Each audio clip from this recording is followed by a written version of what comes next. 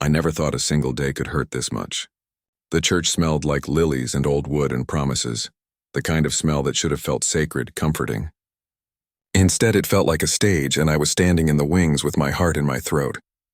I'd ironed my suit that morning until the collar was crisp. I'd tied the tie the way my father taught me when I was a kid. I wanted to look respectable for her. I wanted to do right by the moment. But no amount of pressed fabric could smooth out the pounding beneath my ribs. I sat in that pristine pew with my hands folded, but they were only pretending to be still. One thumb kept finding the edge of my wedding band and rolling it, a small nervous habit I've had since the day I put it on. I kept telling myself to breathe, to be present. This was Emily's day. This was supposed to be the kind of day you keep for the rest of your life. Photos that look warm and bright, laughter that's easy and loud. I watched her float down the aisle like she belonged to a magazine, hair pinned just so, dress that caught the light like she'd stolen it from a dream. People stood and clapped. Cameras flashed. I swallowed and pushed away the little sting of pride because something cold was already pooling in my chest. When she reached the altar, I mouthed something to her, some toast of nonsense. Like, "You look beautiful," the same words fathers always say. My voice probably shook.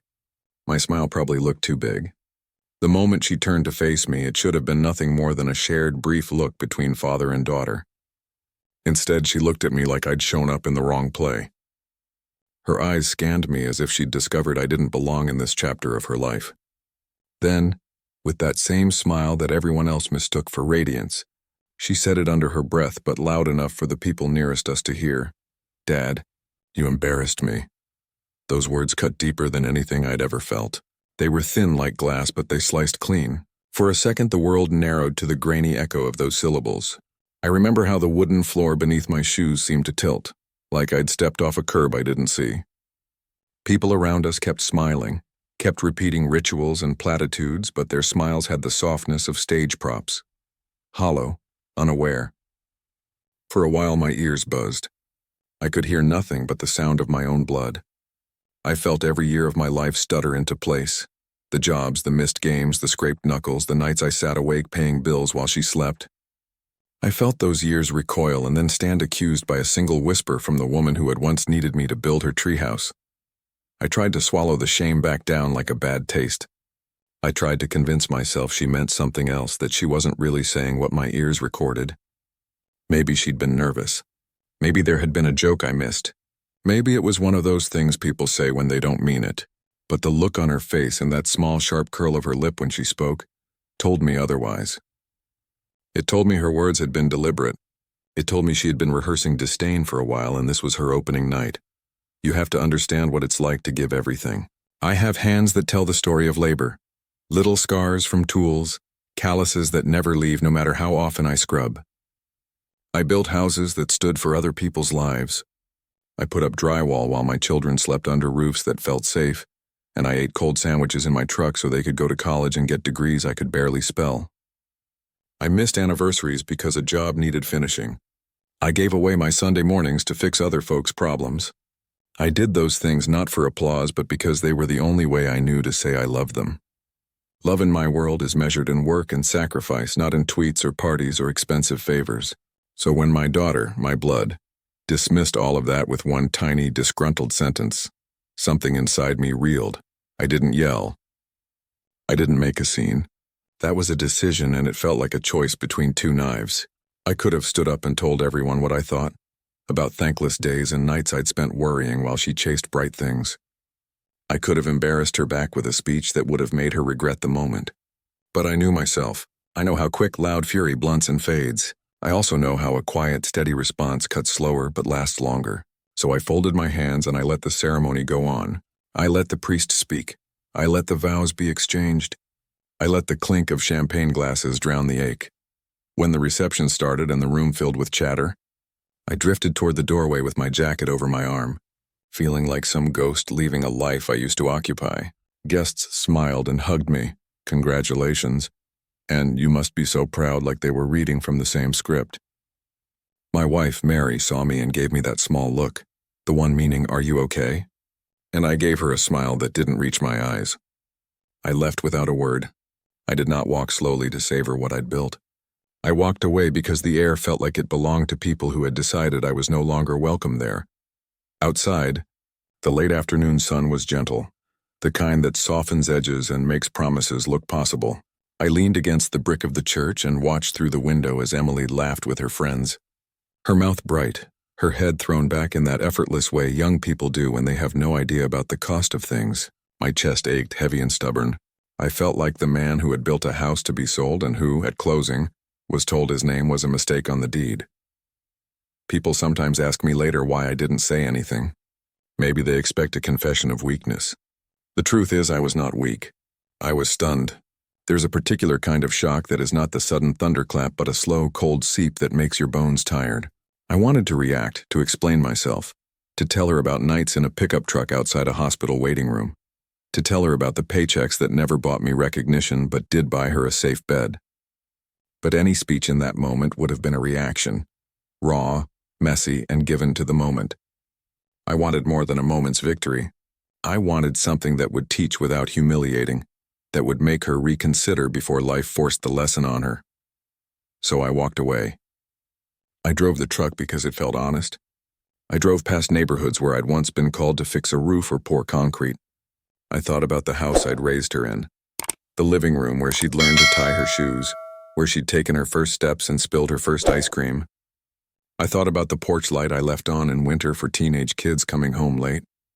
I thought about the stack of unpaid overtime checks and the small, quiet victories of keeping the lights on. Each memory landed like the slow, steady thud of a hammer, not dramatic but real. That night at home, Mary tried to reach for me over dinner like she always did after a long day. I picked at my food and looked at the spot at the table where Emily's plate should have been. I could have blamed the champagne, the nerves, the friends, anything to make it hurt less. But truth has a way of refusing excuses. I lay awake long after Mary had drifted to sleep, counting the cost of years and the currency of small sacrifices. I woke the next morning with a resolve that felt like a plan in slow motion. I didn't want to humiliate my daughter. I didn't want revenge that screamed. I wanted something that would make her stop and think, something patient and precise that would hold up a mirror to her and not allow her to look away. I want people to know this wasn't about money, not really. It was about dignity. It was about being seen for the life I'd lived on her behalf. It was about teaching the one person I loved most that words rustle like wind, but consequences are the weather that follows. The wedding didn't just hurt me because of those 2 syllables she threw across an aisle. It hurt because it exposed a fracture I'd been ignoring for years, an erosion of respect that, left unchecked, could swallow everything we'd built. As I sat on the front steps the next morning with a cup of coffee gone cold, the idea that had been a flicker during the reception began to take shape. Patience, I told myself, and then strategy. I would not be a spectacle. I would be a force that moved quietly and with intent. I had tools, years of work, carefully placed assets, and a lawyer I trusted like family. I wasn't going to make her look small to everyone else. I was going to make sure her choices had consequences she couldn't ignore. It was not a cruel thought. It felt oddly like setting a fence around something precious. Dignity, respect, the way families are supposed to treat one another. The wedding had broken something in me, yes, but it also lit a steady, determined flame I hadn't known I needed. That's how the story begins. Not with a shout, but with a single small betrayal on a day meant for joy. It's a little thing that becomes everything, the seed of a slow reckoning that would shape the next year of my life. People like to put me in a neat box, quiet, steady, the kind of guy who kept his head down and his work boots on. Maybe it was easier for them to think that way. It fits a comfortable narrative. Middle-aged contractor, small business owner, family man who doesn't rock the boat.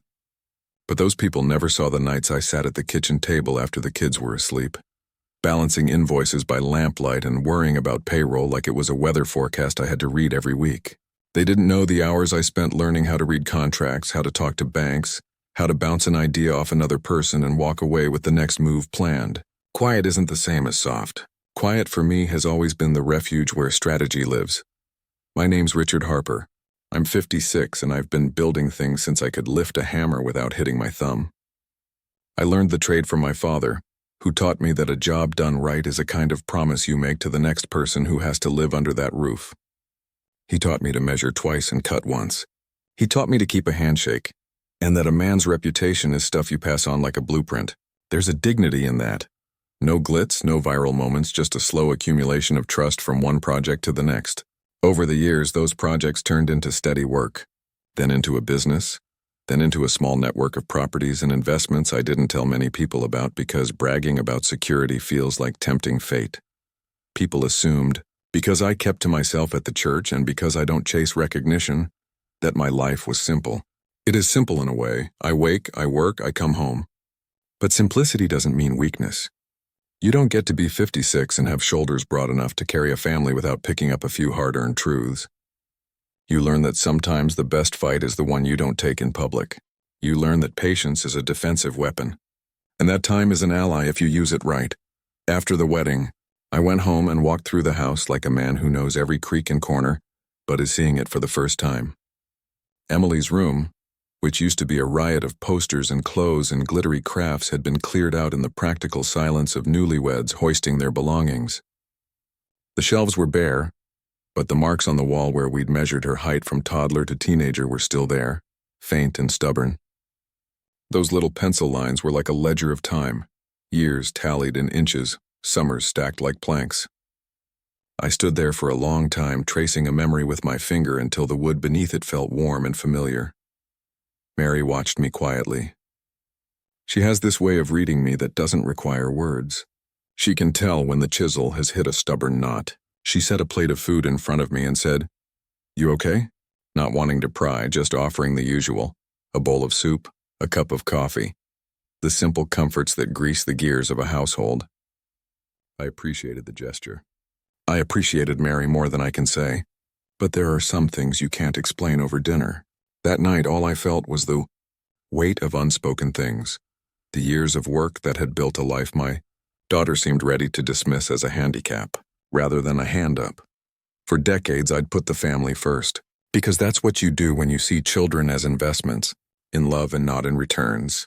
I'd worked in rainstorms to finish a roof before a wedding, crawled through attics to fix a heater in January, and spent long afternoons teaching a teenage Emily how to patch drywall, because pride in your own work is something you can't buy at a store.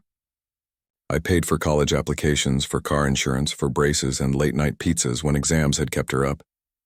I picked up part-time jobs when jobs were thin, rotated the schedule so someone could be home when the babysitter called in sick.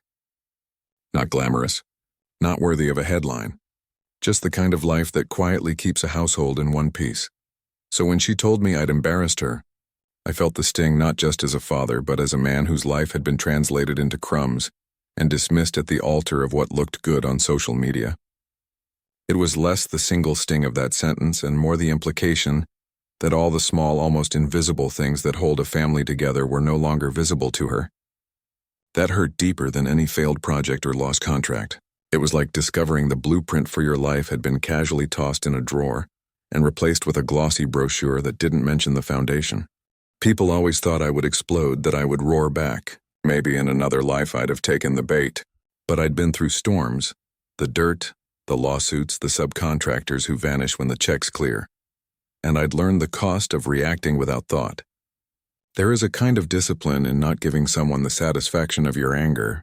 There is power in restraint. I suppose I had always been a man who believed slow demolition wears away stubborn things in a way that quick anger never can. Still, it would be a mistake to think I am all restraint and no fire. Quiet men like me carry a catalog of resolve the way some men carry guns or trophies. My resolve came from nights spent planning. How to keep the business healthy, how to protect our home, how to make sure the kids could stand on their own 2 feet. It came from a ledger where the lines were written in sweat and patience. I had learned how to build not only houses but also a small, steady nest of resources, savings tucked into accounts, a couple of modest rental properties acquired when prices were low, insurance policies kept up to date, and investments made with an eye toward independence. All of it was unglamorous, but it was real and it was mine. After the wedding, as the shock gave way to a simmering clarity, that old practical part of me kicked in. I thought about the future in a way I hadn't had the energy to before, about how we are remembered and, more importantly, how we are treated when we are still around to notice. In my business, you learn to look ahead, to forecast, to plan for contingencies, because the difference between a successful season and a lost one can mean the difference between keeping your guys on payroll and watching them go. So when it came to family, I approached the hurt like I would a structural issue. Identify the problem, assess the damage, plan the fix. It didn't take long for the plan to take shape. I called Sam Reynolds, who has been more than our lawyer. He's a man I trust with hard truths, someone who's helped me navigate contracts and settlement talks for years. Sam listens without flinching and speaks with a steady kindness that makes hard things feel doable. I'd known him long enough to know when to talk and when to listen to his advice. Over coffee the next morning, I explained everything. Emily's words at the church, the way the family slipped into awkward silences as if none of the history between us mattered. Sam didn't tell me to be dramatic. He asked practical questions. He asked what I wanted the outcome to be. The thing about planning is you don't make it about spite. You make it about boundaries. For most of my life, I'd been the kind of father who provided till it hurt because I believed that was love. But love doesn't mean being a doormat. There's a line between support and surrender, and I realized she had started to cross it. So my new plan was simple in concept and precise in execution. Adjust the arrangement so that the value of what I'd built would be used in ways that reflected respect, gratitude, and care rather than entitlement. It was not an act of cruelty but an act of pedagogy, teaching by consequence rather than spectacle. I started going through documents. I dusted off old tax files, reread insurance clauses, and reviewed mortgage statements. I sat with Mary and we had long, quiet conversations where we traced the outlines of a life together. What we would want if we were gone, who should have access to what, and which organizations mattered to us beyond the family unit. We spoke about the charities that had lent us help when we needed it. We talked about the way money can change people, about the temptation of easy assumptions when the checkbook is open. When people hear planning, they picture wills and lawyers and cold numbers. But that's not truly what it is. It's a conversation about values. It's deciding who gets what, not out of spite, but out of an honest appraisal of who will keep the spirit of your work alive. I wasn't inventing punishment. I was setting a structure that matched the life I'd led and the lesson I hoped would be learned, not just by Emily, but by anyone who watched how we handle family friction. There's another side, too. This man behind the smile that people rarely saw. I love theatrics in my own head. I imagine scenes where pride gets humbled and real apologies are made.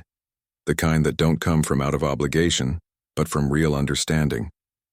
The difference between a hollered apology and a changed heart is visible over time. So my approach was to craft an environment where the truth would have space to land on its own. If Emily wanted to be a part of our lives in a deep, meaningful way, she would have to show us through consistent actions, not perfect Instagram moments. As I began to set pieces in place, there were moments when I felt guilty for what some might call using the law against my own child. I wrestled with that feeling. I am not a cruel man. I am not someone who delights in retribution. But I also know that sometimes to get someone's attention, you have to speak in a language they understand. For Emily, that language had become appearances and entitlement. So I chose to respond in a way that matched the seriousness of the disrespect. I also wanted to protect what we had. There are ways to give and ways to be consumed. My business depended on forethought and not on moments of weakness. And if the foundation of family life is respect, then I had the right to ensure the structure remained sound. That meant consulting with Sam and updating our documents, making sure our affairs were in order, and making choices that reflected the values Mary and I had cultivated together. We did not plan to cut Emily off entirely. We planned to place boundaries, to incentivize growth rather than entitlement, to keep doors open but not let them be used as revolving entries for disrespect. So this is the man behind the smile. A man who loves deeply, who has been quiet by nature but not by choice, who knows when to hold back and when to act. I built a life not for the applause but for the reliability of a roof over someone's head. That's the kind of man I am. And when hurt comes disguised as indifference, I don't answer with a banquet of drama. I answer with patience, with law, and with a system that makes people accountable for how they treat the people who raised them. That's not cold, it's careful. It's the only kind of revenge I believe in. The kind that teaches rather than destroys, that repairs rather than ruins. I wasn't always like this. I remember the days when Emily's laugh was the kind that made the whole house feel lighter, when her tiny hands would reach for mine, as if the world was too big to face alone. We built tree houses that leaned just enough to keep us on our toes. their walls decorated with scribbles of crayon and tiny cardboard signs proclaiming Emily's kingdom. I can still picture the way she'd grin from the top of that crooked ladder, cheeks flushed, hair wild from running through the yard, eyes bright and full of admiration. We rode bikes together for hours, me jogging beside her when she was little, then, eventually, me pretending to keep up as she pedaled faster and faster, daring me to catch her. We had our little competitions, our backyard races, our shared jokes that never left the garden fence. Those were golden days, the kind of simple, mundane moments that, when you look back decades later, are the ones that matter most. I was the world to her, and she was mine. But somewhere along the line, things started to change. I can't pinpoint the exact moment it shifted. The first time she rolled her eyes when I tried to explain something. The first time she seemed embarrassed to hold my hand in front of friends. But the distance began to grow. By the time she entered college, I could feel it like a cold draft through the living room. The warmth we had once shared had thinned into polite nods and forced smiles. She stopped sharing her triumphs and her failures with me. She started guarding her words as if I might use them against her. I noticed the subtle changes, the way she laughed less freely, the way she answered me with clipped sentences that seemed rehearsed. It hurt in a way that cut deeper than any physical injury ever could. Then came the engagement announcement. I'll admit I was thrilled. I wanted to throw myself into the preparations with the same enthusiasm I had when she was 10, imagining her walking down the aisle with a smile that reached her eyes. I thought about hosting a small gathering, about speeches, about dancing with her at the reception. My excitement was genuine, not about showing off wealth or impressing anyone, but about celebrating her happiness. But almost immediately things began to shift. She treated me like an obstacle, like some old-fashioned relic she tolerated because tradition demanded it. Invitations felt like an afterthought. I was there because it was expected, not because I was welcome. Her friends whispered, not behind my back so much as around me, exchanging sly glances as if the unspoken message was, "He doesn't belong here." Even Jason, her fiancé, a kind and respectful man, would shoot me sympathetic looks across the room as though to say, "I know, don't take it personally." And then the wedding arrived, bringing with it the final humiliation. I remember standing in the center of the dance floor, smiling at the gathered family and friends, ready to perform the little father-daughter dance I had practiced in secret, imagining the joy on her face. I raised my glass for the toast I had prepared for weeks, words chosen carefully from the heart, simple, genuine, meant to honor her and her life. And she said it, loud, clear, and merciless. "Dad, you embarrassed me." The words hit me like a sledgehammer. I can still hear the echo of the sentence bouncing off the walls of the hall, mingling with the laughter of everyone else who thought the moment was beautiful. Every face turned toward me felt like a silent judgment, yet none of them truly understood the weight of what had been said. For them it was just a wedding, another performance in a life they had not lived. For me it was the collapse of a lifetime of devotion reduced to a single sharp statement of rejection. She didn't just disrespect me in that moment. She tried to erase everything I had done. Every sacrifice, every sleepless night, every paycheck spent, every scar earned, so she could have a life I never got to celebrate publicly. In that instant I felt the betrayal in its rawest form. Not anger, not disappointment alone, but the quiet, burning recognition that the daughter I had raised, loved, and protected had decided that her own image mattered more than the man who had built the foundation of her life. I remember the exact look on her face, the subtle curl of her lip, the slight narrowing of her eyes, the faint huff as if she had just delivered a verdict she knew would sting. She believed she had the right to judge me, to humiliate me, to dismiss my entire life in the span of a few seconds, and worse, she did it in front of everyone who had come to celebrate. That is the moment I realized nothing short of action would mend this fracture. She didn't just need to hear words of correction. She needed to face consequences that reflected the seriousness of what she had done. Walking away from that wedding, I felt the ache of betrayal settle deep into my chest. It was a betrayal not of a single act, but of years of trust, of love, of unspoken sacrifices. I had invested myself in her future, in her happiness, and in her respect, and she had tossed it aside as if it were nothing more than a passing inconvenience. It wasn't just her words that cut me. It was the realization that her perception of me, the man who had given his life for her well-being, had become clouded by entitlement and selfishness. That night, in the silence of my study, I replayed every memory, every moment, searching for clues of when things had started to shift. I traced the evolution of her attitude from subtle discontent to outright disregard. I remembered the time she ignored my advice, the way she treated my friends with politeness but no warmth, the way she celebrated milestones without seeking my presence, and finally, the moment at the altar. It was clear now. This was not a fleeting embarrassment or a misunderstanding. This was a fundamental breach of respect, a betrayal that demanded a careful, deliberate response. It hurt, yes, but amid that pain, a quiet determination began to form. I would not react with anger. I would not yell or shame her publicly. That would satisfy a fleeting urge but change nothing.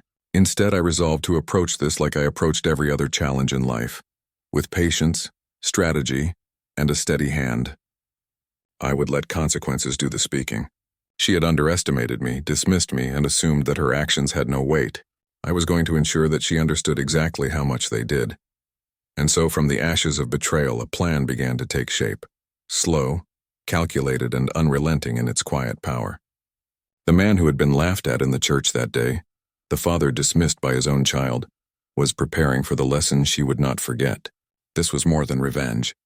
It was correction, a chance to reclaim dignity and to make my daughters see that love, respect, and the sacrifices of those who care for us are not things to be thrown aside lightly. From that day forward, I stopped seeing her as my little girl and began seeing her as the adult she had chosen to be, a woman whose choices would finally meet the weight of her actions. And I, the father she thought she could dismiss, would be the force ensuring she faced them. I could have exploded. I could have become the kind of father that lives in the sort of viral clip people watch with popcorn and satisfaction, storming through the reception, grabbing a mic, exposing decades of hurt between sips of champagne, and making my daughter the center of a single public shame. I could have stood on chairs and shouted every unpaid overtime and every missed Little League game back at her, until the whole room went silent. That would have felt like victory for a heartbeat. It would have felt loud and immediate. But I have learned the hard way that loud victories rarely last. They make good stories for other people, but they rarely change the person you're most worried about, the one who already thinks they are right. So instead, I did what I had always done when the stakes were real. I waited. Waiting isn't passive. It's tactical. It's a practice of patience honed by years of working through storms where quick moves would cost people their paychecks or their homes. Waiting lets you collect facts instead of fragments. Waiting lets you turn a single flash of humiliation into a pattern that can be shown, not just felt. I went home and closed the study door and let the house breathe around me. I let Mary sit near me on the sofa, while the television murmured in the background. We barely spoke that night. Words felt too small. But the silence between us was full of thought. It was in that quiet that a plan began to take a shape that felt righteous rather than cruel. The first call I made was to Sam Reynolds. Sam isn't the kind of lawyer who wields legal language like a weapon. He uses it like a toolbox. He understands contracts the way I understand blueprints, and he knows intuitively when an erosion of respect needs a structural adjustment rather than a demolition. We met at his office the next morning, early enough that the sunlight through the blinds still had that soft, honest quality. No glare, no shine, nothing masked. I told him what had happened. I told him about the look on Emily's face, the whisper that landed like a stone in a pond. Sam listened without interjecting, because people like him know that the part that makes a story useful is the quiet detail at the start, the context that gives the rest of the plan its shape. "Don't do anything dramatic," he said when I finished. "Do it legally. Do it clean." He said it like a man handing me a tool I both needed and deserved. I knew then that what I wanted wasn't revenge for revenge's sake. What I wanted was a lesson that could not be shrugged off, consequences that matched choices. Sam and I talked strategy, not the vindictive kind, but the practical kind. We talked about wills and trusts, about designating executors, about making sure that assets went where Mary and I believed they would be preserved and used wisely. We talked about contingencies. We talked about clarity so there would be no room for manipulations later on. The thing that surprised me about that meeting wasn't the technical talk. It was how right it felt to put it into words. When you spend your life building with your hands, you come to respect systems, nails, joists, support beams, because they're what keep a structure from crumbling. The law in its own dry way is like that. It's not a weapon, it's a structure. It keeps promises. It holds things steady when emotion wants to tear them loose. Over the next few weeks, my life took on the unshowy rhythm of careful preparation. I went through files that had sat in a banker's box for years. There were old insurance policies with premium terms I had almost forgotten, a few deeds to rental properties tucked away in names I used for privacy, and a stack of retirement account statements with balances that, when combined, looked bigger than the sum of their parts. There were savings I never bragged about, tucked away during lean years like a squirrel hiding nuts. I had a couple of modest investments that had compounded in ways I didn't loudly celebrate, but quietly appreciated. None of this was ostentatious. It was practical. It was the kind of stability that kept men like me sleeping through storms. Mary and I sat at the kitchen table late into the night with a lamp that threw a pool of light over spreadsheets and legal printouts. We made lists, not lists of spite, but lists of values. We talked about what mattered to us beyond the headline of family. We agreed on charities we had always respected, causes that mattered to us because they had been there when we were weak. We discussed how we wanted our home handled, how certain sentimental items should be passed down not just to the next generation, but to the right person who would understand their worth. Sometimes we laughed quietly at the audacity of planning for a future neither of us wanted to rush into. Sometimes we grieved the fact that the things we had taken for granted, mutual respect, easy conversation, no longer held in the way they used to. There was a part of me that wanted to draft a letter, something elegant and sharp that would land in Emily's mailbox like a small legal thunderclap. But Sam cautioned me against theatrics. "Let the document speak," he said. "If you want the message to be lasting, make it enforceable. If you want her to rethink her sense of entitlement, make sure she sees the consequence but not the spectacle." So we made changes that read like careful edits to a long-held plan. We updated beneficiaries. We set conditions. Not punitive ones, but ones that encouraged maturity. We created a trust for education and personal growth that would reward consistent behavior, not performative apologies. We designated executors I trusted, people who had seen me in my best and worst and who would act with the kind of fairness that honored the life Mary and I had built. I'll admit it. When you start rearranging the future, you feel guilty sometimes. There was a night when the guilt felt like a physical thing, the weight of it in my chest making me uncomfortable enough to get up and pace the boards of the house. Was I being petty? Was I being fair? I wanted to be the latter, not the former. The line between the two is thin. That's why Sam's steady counsel mattered.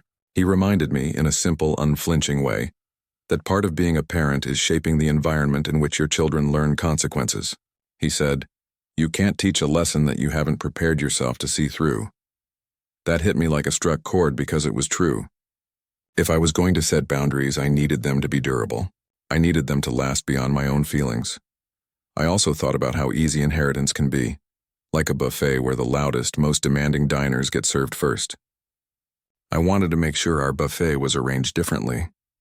I wanted generosity to be thoughtful, not automatic. I didn't want my life to fund a pattern of entitlement that would leave my grandchildren expecting their needs to be met, without any sense of the work it takes to meet them.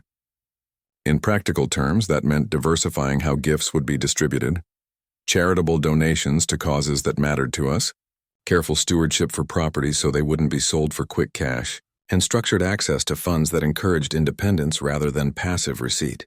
It felt like building a curriculum for adulthood, lessons delivered through access rather than admonishments. There were practical things as well. I put together a binder with clear instructions: who would manage the business if something happened, who would take over the rentals, how to handle taxes, and where to find important documents. I organized passwords, updated account information, and made sure that the people who would inherit responsibility could actually carry it without being blindsided. Part of protecting what we'd built meant making it easy for the right kind of stewardship to happen, and hard for careless hands to turn things into something ugly and transactional. As we moved forward, I watched Emily with a new lens. She didn't know everything I was doing, and that was deliberate. This wasn't a game of cat and mouse. It was a calibration of expectations. Sam and I weren't conspiring to punish her in malicious ways. We were setting a stage where true growth could be rewarded and shallow performativity could not. It's a strange sort of love when you realize that sometimes the kindest thing you can do is to stop giving someone what they think they've earned by default. The love I felt for my daughter was complicated in those weeks, equal parts sorrow and fierce hope. I wanted her to be better than the moment that had hurt me. I wanted her to learn to see the quiet labor behind the scenes. Finally, the plan required patience. These things don't happen overnight. Documents were filed, trusts established, and conversations happened where everything was explained in measured terms to Mary and a couple of people we trusted implicitly. Sam drafted language that was clear and unambiguous, but without the bitterness that can make legal instruments themselves feel like weapons. The goal was clarity and fairness, not public spectacle. In private, Mary and I would sometimes hold each other and wonder if we had acted with wisdom or wounded with pride. But each time we came back to the same belief, that love without boundaries can become a cruelty. That protecting the integrity of what you've built is sometimes the only way to keep it intact for the next generation. So the quiet plan formed not from spite but from a desire to translate an unsaid value into an enforceable reality. I wanted a future where respect mattered more than a single day's performance. I wanted Emily to be invited into the life we had created, but not allowed to walk through it while trampling on its core. The law, in that sense, became my ally, an impartial steward to make sure that the lessons I could no longer shout were taught by structure, not spectacle. When I look back now, I see that forming that plan was also a turning point for me. It moved me from being a man who reacts toward being a man who shapes outcomes. There's a dignity in that kind of action, a steadiness that matched my temperament. It felt like tightening the beams on a house that had weathered a storm. It felt necessary and, in the end, right. The rest of the story would test those constructions, but that moment, when the quiet plan first took hold, felt like the first true step toward reclaiming a peace I wasn't willing to lose. The first move was subtle, almost imperceptible, but in hindsight it was monumental, the quiet tap that set the rest of the plan into motion. Sam drafted a new version of my will, one that reflected not just the material value of what I had built, but the emotional truth I had carried for years. Every brick laid, every hour worked, every sacrifice I'd made was now encoded in legal language, precise and unyielding. It wasn't spite written on paper. It was principle. It was clarity and consequence. I knew what this would mean long before Emily did. The majority of my estate, the wealth I had accumulated with sweat and patience, would go to those who understood its value. People who respected what it took to build a life from nothing and nurtured it responsibly. There were a few charitable organizations that had supported us in lean times, a couple of long-trusted friends who had watched our family rise and fall, and Mary, my partner through all of it, who would manage the trust. And Emily, well, she was not excluded entirely, but she was no longer the natural heir of everything I had labored to create. That role had been reassigned quietly, logically in a way that reflected behavior, not birthright. I remember sitting at my desk, the sunlight through the blinds painting stripes across the paperwork, and feeling an odd combination of relief and anticipation. Relief because the plan was finally tangible, and anticipation because I knew the next steps would reveal the lesson I had carefully engineered. I was not moving for revenge that screamed. I was moving for correction that whispered. The first contact was made in the form of a phone call. Sam dialed Emily's number with precision, choosing words that were polite, neutral, and entirely professional. I wasn't in the room at first. I wanted her to experience the news without my immediate presence, to see that her actions had consequences independent of my emotion. When she picked up, I could almost hear the air shift on the line. Her voice was sharp, defensive, coated in a veneer of bravado. "What is this about?" she demanded, almost challenging Sam to lie or to flinch. There was that familiar edge, the same edge she had used at the wedding to dismiss me. I imagined her sitting somewhere in a bright modern apartment, expecting control because that had always been her default assumption. But Sam didn't flinch. He spoke calmly, meticulously explaining every legal clause, every decision that had been made. He outlined the structure of the estate, the trusts, the conditions tied to any inheritance and the reasoning behind it, without judgment, without flourish, without drama. His words were measured, deliberate, and they carried the weight of inevitability.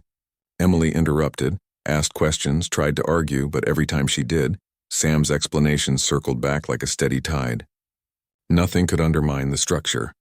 Nothing could bend the outcome. At first, I imagined she would hang up in frustration, storm into the office demanding explanations, or even lash out in anger toward me. Instead, there was a silence I hadn't fully anticipated. It wasn't the silence of anger or relief, it was the silence of realization. That slow dawning that her father, the man she thought she could dismiss, had been working quietly, strategically for years. That the man who had been mocked, minimized, and underestimated at her wedding had set the stage for this moment without ever raising his voice. I watched her reaction unfold in the days that followed. The first text came, short, clipped, sometimes deflecting blame. She tried to insist she was confused, that the numbers didn't make sense, that surely there had been a mistake. Each time Sam responded calmly, reiterating the clauses and explaining that the decisions had been deliberate. With each exchange, I could feel a shift. The realization was sinking in. The game had changed, and she was not the player she thought she was. It wasn't immediate humiliation. It wasn't a dramatic confrontation in a boardroom or a courtroom.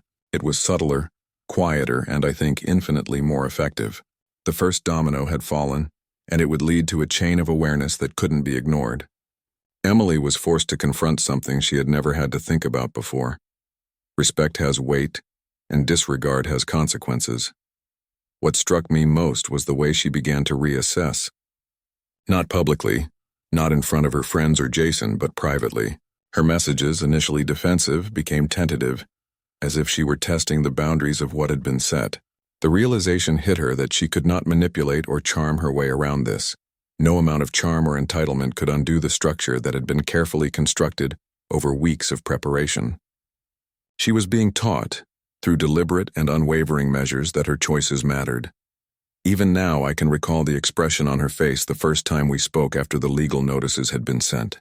There was a flicker in her eyes, confusion, disbelief, and finally something else, humility. It was subtle, almost imperceptible, but it was there. A daughter who had assumed she could ignore, who had believed that love and sacrifice came with automatic entitlement, was beginning to see the gravity of her actions. That first domino had done its job. It didn't shout, it didn't scream. It simply fell, and the quiet cascade of consequences was already underway. I didn't gloat. I didn't rejoice in the discomfort. Instead, I felt a careful satisfaction, the kind that comes from knowing that integrity had guided my hand, that patience had paid off, and that the lesson I intended to deliver was now underway. The first domino falls quietly, but the ripples it creates are unstoppable. And I knew then that the rest of the plan, the slow unfolding of understanding, responsibility, and respect would follow naturally. For Emily, it was the first moment where her world shifted. For me, it was the confirmation that a life built carefully, patiently, and with foresight could endure even the sharpest betrayals and transform them into moments of truth. This was only the beginning, but the momentum had started, and there was no turning back. Emily didn't take it well. I'll admit that. The first time she truly grasped the weight of what had happened, the confrontation was brutal. Not in any way that could be measured with bruises or broken things, but in the raw, unfiltered way she looked at me. Her eyes were wide, filled with a swirl of disbelief, anger, and an unfamiliar creeping fear. It was the kind of look a person gets when they realize the rules of their world have suddenly changed without warning. And for a moment they have no map to navigate the new terrain. It happened one evening. In the living room of our house, a room that had held countless memories of laughter, arguments, homework sessions, and quiet Sunday mornings, Emily stormed in, voice raised, her hands clenching as if she could physically grasp the injustice she felt. "Dad, you can't do this," she shouted, each word punctuated with frustration and hurt. "I'm your daughter." "You owe me," she faltered, searching for the right words, eyes darting to the floor and back as if hoping the sentence might correct itself. I set my teacup down on the small oak table between us, letting the steam curl lazily upward. My expression was calm, even serene, the kind of calm that comes from decades of patience, the calm that sees storms approach and chooses not to run. "No, Emily," I said evenly, letting each word land like a careful measure of mortar. "I don't owe you respect. You've thrown that away on your own." For a brief moment she froze, as if the words themselves were physical objects that hit her square in the chest. Her mouth opened, then closed, then opened again, trying to form a retort but finding nothing strong enough to counter the weight of truth. The defiance she had worn like armor at the wedding cracked just slightly, revealing the vulnerable, frightened girl beneath, the one who had once clutched my hand during thunderstorms and wanted nothing more than to be praised for her scribbled drawings and scraped knees. The ripple effect was immediate. Her friends, who had once whispered behind my back, now whispered to each other in hushed tones, scanning for any indication that she might be in trouble or that my authority might be challenged. Her fiancé, Jason, looked caught in a crossfire he didn't understand, torn between loyalty and shock, unsure whether to intervene or remain silent. Even some family members, who had been spectators to years of what they called typical family drama, began to murmur.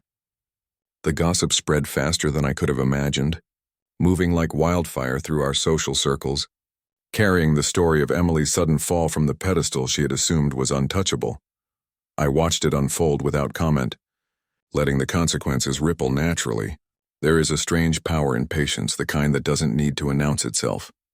I didn't need to explain or justify. The law, the planning, the quiet structure of the changes I had put into place spoke louder than any words could. And Emily felt it in a way she hadn't expected, as if every step she had taken toward entitlement had brought her into a room where the rules had changed without her permission. At first, she tried to mask it, plastering her usual confidence onto her face, attempting to laugh it off, dismiss it as a misunderstanding, or blame someone else for what had happened. But the truth, as it often does, could not be avoided. Every document, every clause, every carefully prepared condition served as evidence that this was not a mistake. This was deliberate, calculated, and unavoidable. The realization hit her in stages. First, confusion. How could this happen? How could her father, the quiet man she assumed she understood, orchestrate something so precise? Then came anger, hot and sharp as she felt the sting of limitations she had never known before. And finally, creeping fear, the kind that lives quietly in the pit of your stomach when you recognize that your assumptions about the world, your privileges, your supposed control, are not guaranteed. I could see it in the way she walked differently through the house, quieter, more cautious. Her laughter was shorter, more forced. She began looking over her shoulder, scanning the room for reactions, trying to gauge how far the storm might extend. There were moments when she seemed on the brink of tears, then would stiffen, forcing a smile that did not reach her eyes. It was clear to me that this was the beginning of real change. I wasn't seeking public humiliation, but rather a private confrontation with the truth. She had always believed that her life, her image, her wedding, and the careful performance she curated for others could protect her from accountability. But now she understood that the protection she had relied on, her entitlement, her charm, her control over perception, was insufficient. Nothing in her carefully built world could shield her from the consequences of her own actions. The shock waves weren't limited to her emotional state. They touched her social life too. Whispers spread. Friends who had once sided with her subtly distanced themselves, unsure how to act around the tension they hadn't fully understood before. Family members who had once turned a blind eye began to watch more closely, sensing that this wasn't a simple squabble, it was a reckoning. Even Jason, who had tried to remain neutral, started to tread carefully, aware that the dynamics had shifted, and that he too had to navigate a new reality. Through all of it, I remained steady. I didn't gloat. I didn't add fuel to the fire. I let her face the weight of her actions, letting the legal structure, the careful planning, and the first dominoes fall speak on their own. There is a satisfaction in quiet, deliberate justice that no loud confrontation can replicate. It is subtle, almost invisible to anyone who is not paying attention, but it leaves an indelible mark on the one who experiences it. By the end of that week, Emily was quieter, more introspective, and more cautious. The fear and disbelief had settled into a simmering awareness, a recognition that her father, the man she had dismissed so casually, had the power to shape consequences without ever raising his voice. For the first time, she understood that her public image, her perfect wedding, her polished social persona, could not shield her from the consequences of choices made in private. Over years, with patience, forethought, and unwavering resolve. In that moment, I realized something essential: respect. Once lost must be earned back, not demanded. And accountability, once avoided, will always arrive, sometimes quietly, sometimes in ways that are impossible to ignore. Emily was learning that lesson, and for me, that was more important than any fleeting moment of confrontation, more important than anger or vindication. This was the true reckoning, a realization that power is not always visible, and consequences, when delivered with care, are more effective than any shouted warning. Months slipped by quietly, almost imperceptibly. Life carried on in its usual rhythms. The early mornings at the construction site, the evenings spent reviewing accounts, the weekends with Mary where we would sip tea in our sunlit kitchen and watch the world drift by outside the window. Emily reached out during that time, at first cautiously, then with increasing frequency. Cards arrived in the mail, each one carefully chosen with glossy images of flowers or heartfelt messages penned in neat handwriting. Texts buzzed on my phone, short, tentative, sometimes awkwardly humorous. Small gifts followed, little trinkets or books she thought I might like, carefully wrapped, as though they could somehow undo the invisible fracture she had caused. I accepted them politely, always with a measured smile and a nod of thanks, never with excitement, never with the relief I suspected she hoped for. I didn't scold her, didn't lecture. The lesson had to land naturally on its own terms. I watched her attempts with the quiet patience of a man who had learned that rushing growth only stunts it. The seeds I had planted in the form of consequences needed time to germinate, and I wasn't about to uproot them with premature forgiveness. Then came a day that would mark a turning point, one that Emily could never have predicted. I had owned a modest property for years, a small house tucked away on a quiet street, nothing fancy, purchased on a whim during a stretch of financial optimism. It had sat quietly in my portfolio, a hidden asset among others, unremarkable to anyone but me. One afternoon, after a long day of meetings and site visits, I made a call to a trusted real estate partner and finalized the sale. The buyer? A business associate Emily had often name-dropped, the kind of person she had publicly boasted about knowing, the person she assumed she could rely on for connections, favors, or even a step closer to what she thought she deserved. The moment the transaction was finalized, I saw the subtle unraveling begin. Emily's expression when she learned of the sale was a mixture of shock, disbelief, and an almost imperceptible shame. The property she had assumed would one day be hers, or at least part of her inheritance, had vanished in a legal shuffle that she had never anticipated. There was no drama, no public confrontation, just the stark, undeniable reality that life had moved without consulting her sense of entitlement. She confronted me later that evening. A mix of frustration and incredulity etched across her face. "You sold it? That was supposed to be mine," she exclaimed, her voice carrying that familiar edge of entitlement now tinged with confusion. I looked at her calmly, just as I had months ago during our first real confrontation. My hands rested on the table, steady, my voice gentle but firm. "It was never guaranteed, Emily. Property, wealth, inheritance, none of it comes automatically. Everything I've built, every decision I've made, is based on respect and understanding, not assumption." For the first time, I noticed a flicker of realization in her eyes, a subtle but unmistakable sign that she was beginning to comprehend the lessons she had been avoiding. It wasn't about the money, not really. The sum involved was trivial compared to the weight of the principle I was imparting. It was about teaching her that respect and gratitude are not optional commodities to be claimed or discarded at will. They are earned, nurtured, and honored. They are what sustain relationships and give life its depth and meaning. Over the next few weeks, Emily's attempts to reconcile became more genuine. The cards and gifts were still there, but now the tone had changed. The humor was softer, the messages more thoughtful, the gestures less performative. She began visiting more often, sometimes lingering in the kitchen while I reviewed paperwork, sometimes sitting quietly on the porch while Mary and I tended to the garden. It was subtle progress, small shifts in behavior that spoke louder than any apology could. What struck me most during this time was the way she began to observe the consequences she had set in motion herself. She started to see that life, much like a construction site, requires care, attention, and foresight.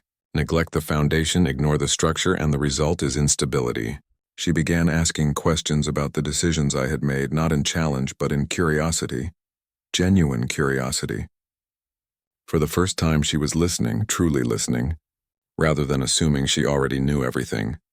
It was in these moments, watching her wrestle with her own expectations and my measured responses, that I realized the turning point had been reached. She was beginning to understand that life has a way of showing consequences, sometimes subtly, sometimes dramatically, but always indisputably. The sale of that modest property was a symbol, not of punishment but of clarity.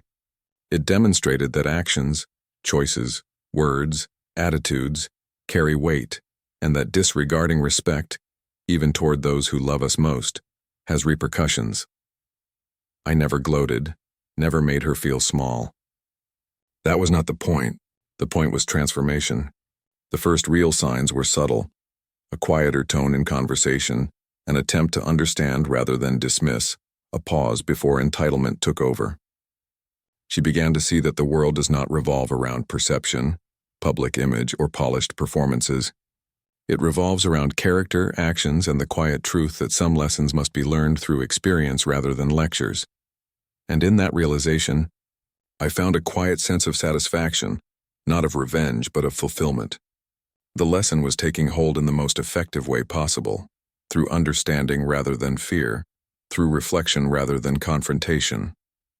Emily's journey toward acknowledging her mistakes, toward genuine respect and gratitude, had begun. That day, the sale of the house was the first undeniable proof that the careful, patient plan we had constructed was working.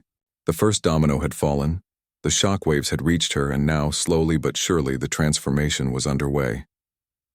It took nearly a year, 12 months of careful distance, quiet observation, and subtle lessons delivered without dramatics, for the real moment to arrive. The tension between us had been a constant undercurrent, like the hum of electricity you feel in the air before a storm. It wasn't loud. It wasn't explosive. But it was persistent, unavoidable, a reminder of the fracture that had taken place at her wedding. Emily had tried to bridge the gap many times before with cards, texts, and small gifts, but until now, there had been no real engagement with the core of the issue. She had been attempting reconciliation without reflection, offering gestures that were more habitual than heartfelt. That day, however, she reached out differently. She called me, and when I answered, there was no edge in her voice, no defensiveness, no immediate attempt to justify her actions or manipulate the narrative. Instead, there was hesitation, a quiet tremor, and then the first of many questions. "Dad, can we talk? I need to understand why you did what you did." The words were soft, careful, deliberate, like a hand reaching out slowly to touch a fragile object, afraid to break it yet desperate to make contact. I didn't respond immediately. I let the silence hang for a moment, letting the weight of her own voice sink in. Then I invited her over, keeping the invitation simple and neutral, just a suggestion, no emotion-laden strings attached. When she arrived, I noticed the way she carried herself differently, her posture more restrained, her gaze softer, her usual confident stride tempered with a tentative humility. It was the first time in years that she seemed smaller, not in a belittling way but in a reflective, human way, someone confronting the gap between who she had been and who she needed to become. We sat in the living room, the afternoon sunlight filtering through the blinds, casting stripes across the hardwood floor. She perched on the edge of the sofa, hands clasped tightly in her lap, a posture that spoke volumes of internal struggle. I sat across from her, tea in hand, calm, steady, letting the environment itself carry some of the weight. No words were rushed. No emotion was forced. I wanted her to hear me, truly hear me, not just register my tone or memorize my phrasing. Finally, she spoke again, her voice barely above a whisper. Why did you do all of it, Dad? The will, the trust, the property sales. Why make it so deliberate? I set my cup down carefully, meeting her eyes. I could see the conflict there, the mix of curiosity, fear, and the beginnings of understanding. And then I said it, plainly, without flourish, without anger, without shame, because truth rarely needs embellishment. You embarrassed me, Emily. Not at your wedding, not in front of your friends. You embarrassed yourself by thinking you could treat anyone with disregard and get away with it. Life doesn't work that way. People notice. Actions have consequences. I watched as her face changed subtly in that moment. First a flicker of surprise, then a tightening around the eyes, a subtle trembling of her lips. It wasn't dramatic, not like the outburst at the wedding. It was quieter, deeper, a recognition that resonated within her. Tears welled in her eyes, unbidden and raw. Maybe it was regret. Maybe it was clarity. Maybe it was both, swirling together in a cocktail of emotion she hadn't allowed herself to feel before. I didn't interrupt. I let the silence stretch, letting it do what words alone could not, carry the weight of accountability into her consciousness. For the first time, There was no performance, no deflection, no attempt to argue. She didn't say, "I'm sorry," not immediately, but the absence of words, the pause, the trembling breath between us spoke volumes. The lesson had landed. I could see it in the way she lowered her gaze, in the subtle exhale as if a burden she didn't know she had been carrying had begun to lift. We talked after that, slowly, carefully. She asked questions about what respect truly meant, about how gratitude was earned, about why patience mattered more than entitlement. I answered as plainly as I could, drawing on examples from her childhood, the times she had delighted in small victories, the moments where she had learned lessons the hard way. I reminded her that life was not a series of accolades, not a performance judged by applause.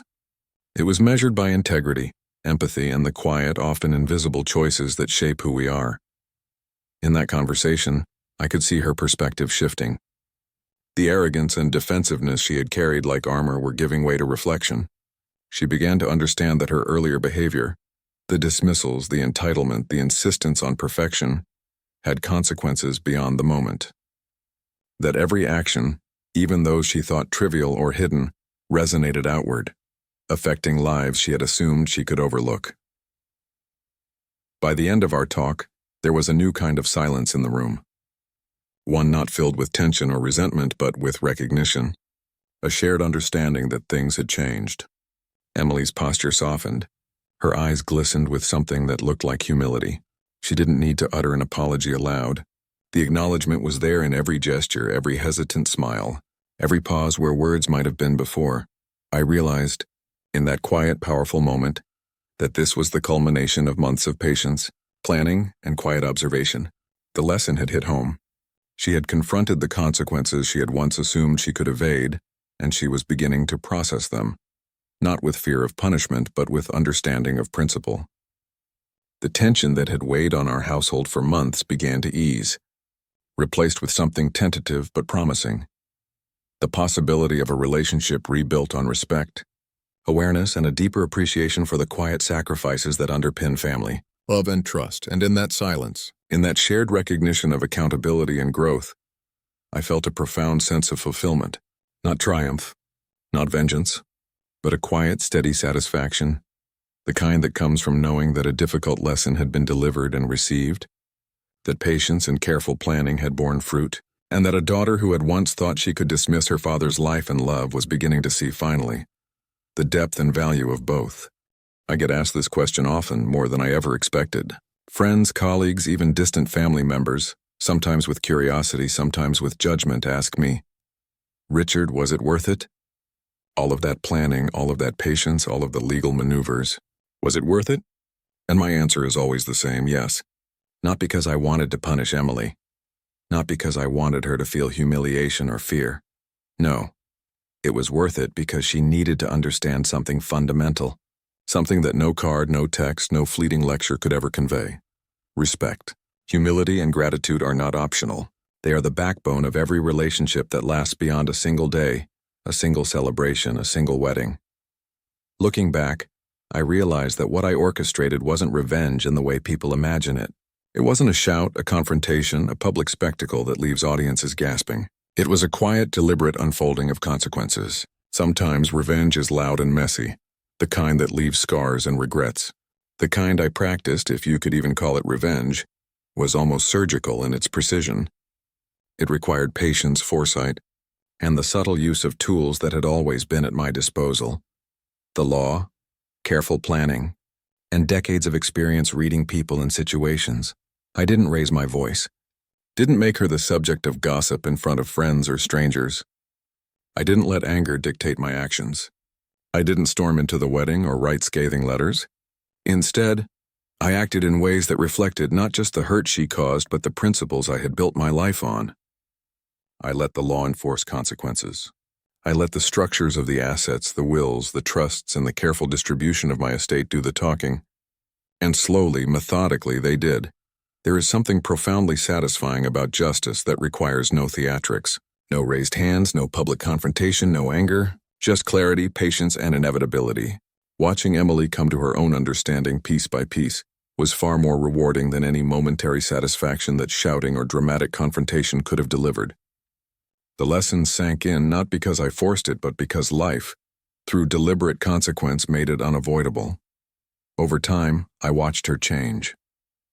Her tone softened, her attitude shifted, her questions became genuine inquiries into life, respect, and family.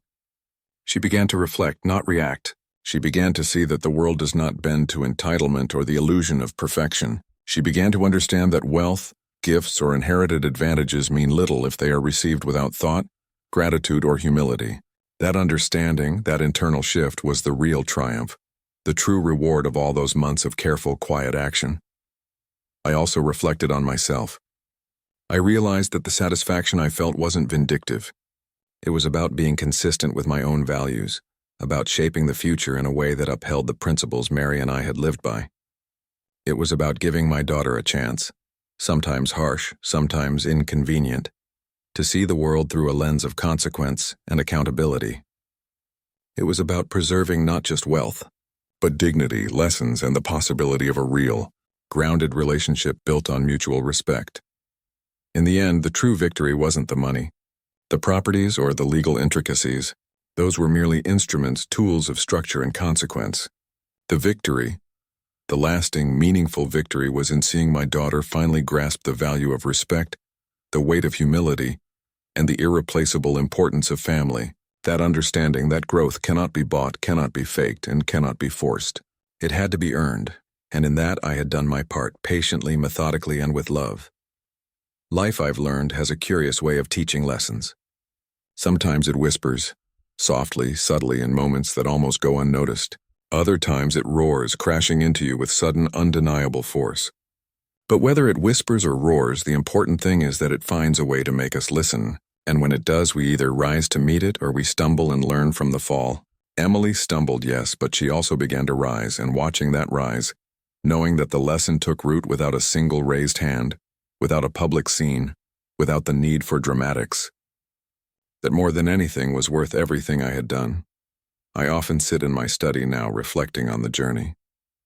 The house is quieter, the bills are paid, the work is steady, and the garden blooms outside the window. Emily and I have begun to rebuild a connection. Not perfect, not without the memory of the hurt, but real. There is laughter again, sometimes small and tentative, sometimes unabashed, and there is conversation that holds depth instead of pretense. That, I realized, is the truest measure of justice, when it shapes understanding, cultivates growth, and restores respect without needing to raise a hand. It is quiet. It is patient. It is deliberate. And when it works, the echoes last far longer than the noise of any fleeting victory. Life taught her the lesson. I simply made sure she couldn't miss it.